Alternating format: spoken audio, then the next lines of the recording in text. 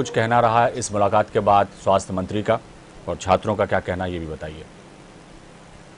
जी बिल्कुल अविनाश, पहले तो आपको बताना चाहेंगे कि जिस तरह से लगातार कोरोना का संक्रमण प्रदेश में हावी हुआ, और ऐसे में जो शिक्षा की अगर हम बात करें, चाहे वो केवल नर्सिंग स्टाफ की हो चाहे स्कूली बच्चों की हो, लगातार शिक्षा इससे प्रभावित होती चली आई है। लेकिन इसके लिए भी कई तरह के जो तरीके हैं वो सरकार ने अपनाए, शासन प्रशासन ने अपनाए कि ऑनलाइन तरीके से बच्चों के एग्जाम लिए जाए, उनकी शिक्षा जारी रखी जाए। लेकिन इसके साथ ही अगर हम बात करेंगे तो एक नया मसला जो है नर्सिंग स्टाफ के बीच देखने को मिला, और इस मसले को लेकर वो आज स्वास्थ्य मंत्री के निवास पहुंचे, उनसे इस बात की शिकायत की कि उनसे उनके एग्जाम की फीस वसूल की जा चुकी है, लेकिन बावजूद इसके अब तक उनकी परीक्षा ना ही ऑफलाइन तरीके से ली गई है और ना ही ऑनलाइन तरीके से ली गई है। तो फीस वसूली करने के बावजूद भी, फीस दिए जाने के छात्रों के बावजूद भी ये परीक्षा क्यों नहीं हो रही है, ये सबसे बड़ा मसला बना हुआ है नर्सिंग स्टाफ का।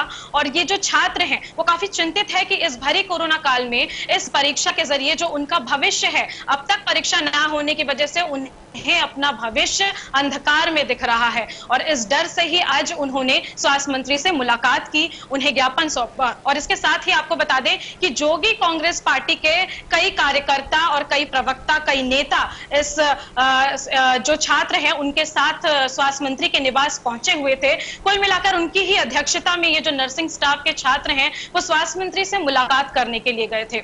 इसके साथ ही जो छात्र हैं उन्होंने हाईकोर्ट में पिटीशन भी दाखिल किया है इसको लेकर, और स्वास्थ्य मंत्री ने उन्हें साफ तौर पर इस बारे में पूरा इस मसले पर जानकारी देते हुए कहा कि वे यूनिवर्सिटी के कुलपति से चर्चा करेंगे। हाईकोर्ट की जो कार्रवाई होगी इस मामले के बाद वो चर्चा करेंगे और उसके बाद इस मामले में किसी तरह का कोई फैसला लिया जाएगा। इसके साथ ही उन्होंने सारे बच्चों को आश्वासित किया कि उनके भविष्य के साथ किसी तरह का कोई खिलवाड़ नहीं होने देगी सरकार। इसके साथ ही अगर हम बात करें तो पूरे कोरोना काल में जो मितानिन है उन्हें संविदा पर नियुक्ति दी गई है, और इस नियुक्ति को लेकर अब जो नर्सिंग स्टाफ के छात्र हैं उनका भी यही कहना है कि कोरोना काल में उनके भी कार्य पर, उनके पढ़ाई पर काफी गहरा असर पहुंचा है। जिस तरह से सरकार ने मितानिनों को नियमित करने की बात कही है संविदा में, उसी तरह से इन्हें भी नियमित किया जा सके। तो ये दो मुख्य मांगे थी,